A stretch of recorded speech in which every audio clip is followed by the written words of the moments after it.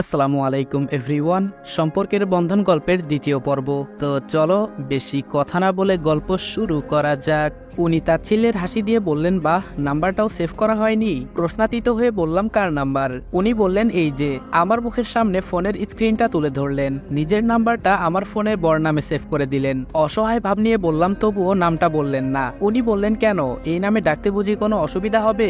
আমি বললাম, না না, অসুবিধা কেন হবে, আমি তো এটাতেই ডাকবো সর্বজনম। একটু খুশি হয়ে বললেন, তাই? আমি বললাম, তাই। তবে? উনি বললেন, তবে কি? আমি বললাম, নাম জানার আক্ষেপটা রয়েই গেল। উনি বললেন, এতটা আক্ষেপ থাকতে নেই, বুঝলে? আমি মন খারাপ করে বললাম, উনি বললেন, তবুও মাঝে মাঝে কিছু আক্ষেপ থাকতে হয়, এতে মনের মাঝে একটু ভালো লাগা কাজ করে। আমি বললাম, উনি বললেন, শোনো না। আমি বললাম, বলুন। উনি বললেন, অধিকার চাই। আমি বললাম, কিসের? উনি একটু আবেগী হয়ে বললেন, তোমাকে ছুঁয়ে দেখার। আমি বললাম, উনি বললেন, জোর করে চাই না কিন্তু।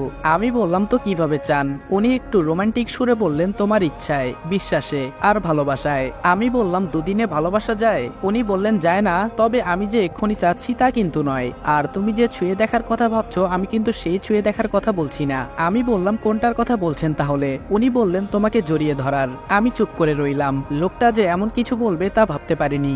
আমার দিকে পুরোটা ফিরে বসে বলল, চুপ করে থাকা কিন্তু সম্মতির লক্ষণ। আমি বললাম, লজ্জায় তো আমি শেষ, মাথাটা নিচু করে আছি। উনি বললেন, দেখি একটু তাকাও তো আমার দিকে। আমার থুতনিতে হাত দিয়ে মাথাটা উঁচু করে নিলেন। আমি নিশ্চুপ। উনি বললেন, লজ্জা নারীর ভূষণ, বিষয়টা তোমায় মানায় তো বেশ। আমি মনে মনে বললাম, ইস রে, আর কত লজ্জা দিবেন, এমনিতেই আমি শেষ। এদিকে উনি শুধু লজ্জা দিচ্ছেন।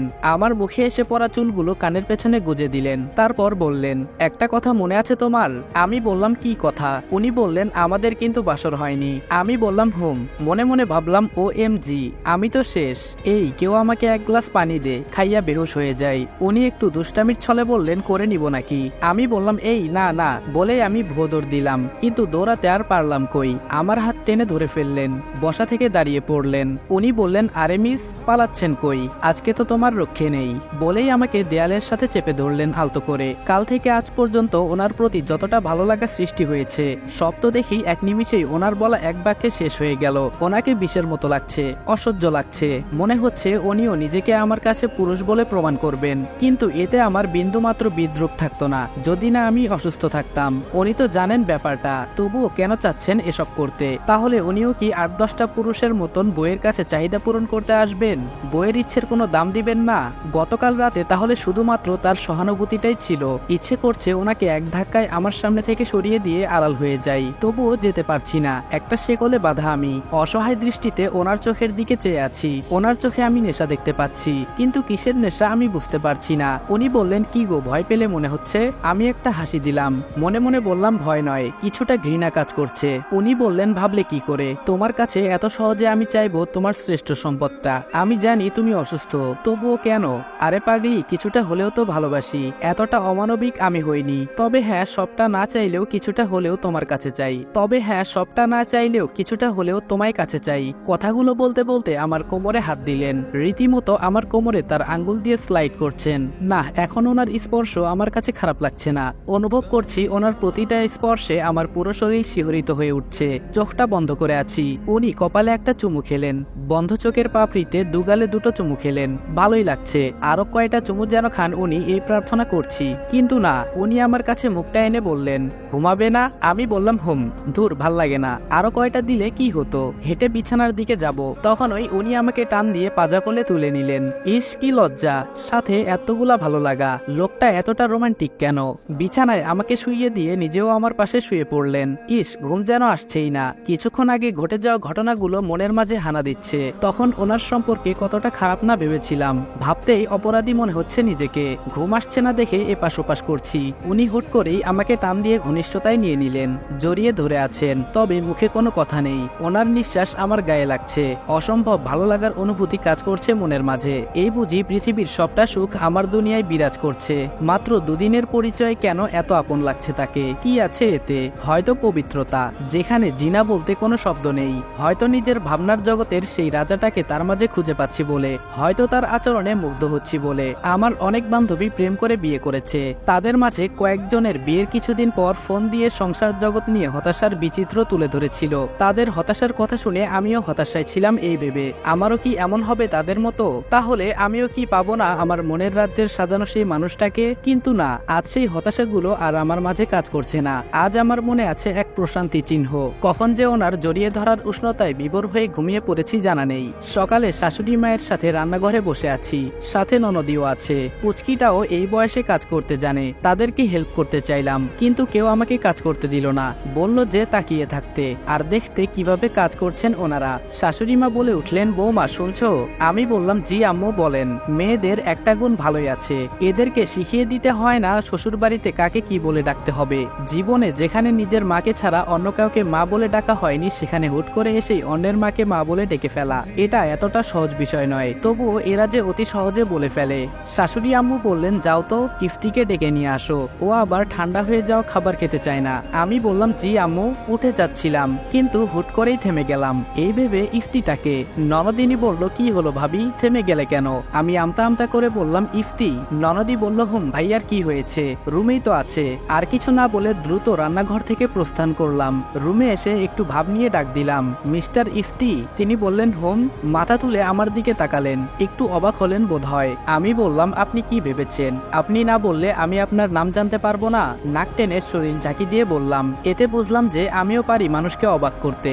আমার দিকে ঘুরে তাকালেন এবং বললেন, আমি বললাম, যতটা বোকা আমায় ভেবেছেন আমি কিন্তু ততটা বোকা নই। ছোটবেলায় আমি গুনে গুনে একটা হরলিক্স খেয়েছি, ভাবটা যে খানদানি। উনি বললেন, বুঝতেই পারছি, ছোটবেলায় যে তুমি হরলিক্সের সাথে ছাগলের দুধও খেয়েছো, তাই তো তোমার মাথায় এত বুদ্ধি, যার কারণে নিজের বরের নাম জানতে এক যুগ কাটিয়ে দিয়েছো।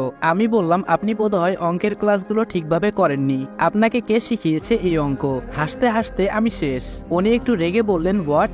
আমি বললাম, ভালো মতো অঙ্ক শিখে নিবেন, যদি না পারেন চাইলে আমার কাছ থেকে শিখতে পারেন। আমি এসএসসিতে অঙ্কে A+ পেয়েছি। ভাব নিয়েই কথাগুলো বললাম। উনি একটু রাগী হয়ে বললেন, রান্নাঘর থেকে আম্মু তোমাকে কেন পাঠিয়েছে সেটা বলো। আমি বললাম, ও হ্যাঁ, আপনাকে খেতে ডাকছে।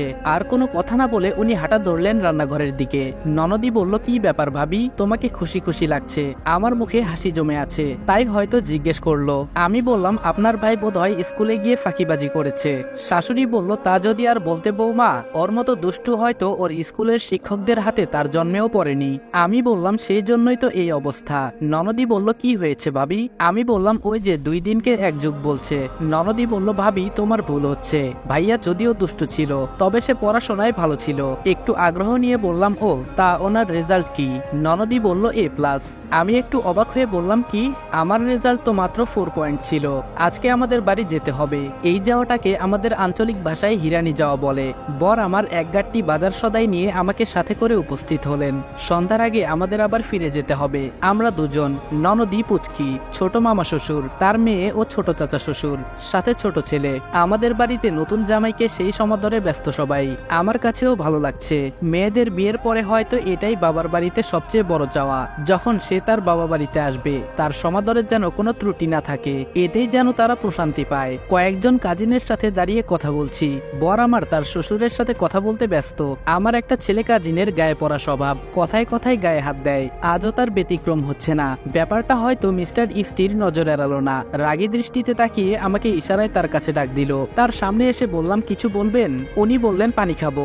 মুখের মাঝে প্রচন্ড রাগের ছাপ, তবে সেটা লুকানোর ব্যর্থ চেষ্টা করছেন উনি। আমি বললাম, সন্ধ্যার আগে আবার শ্বশুর বাড়ি ফিরে আসলাম। বাসায় এসেই উনি বেরিয়ে গেলেন।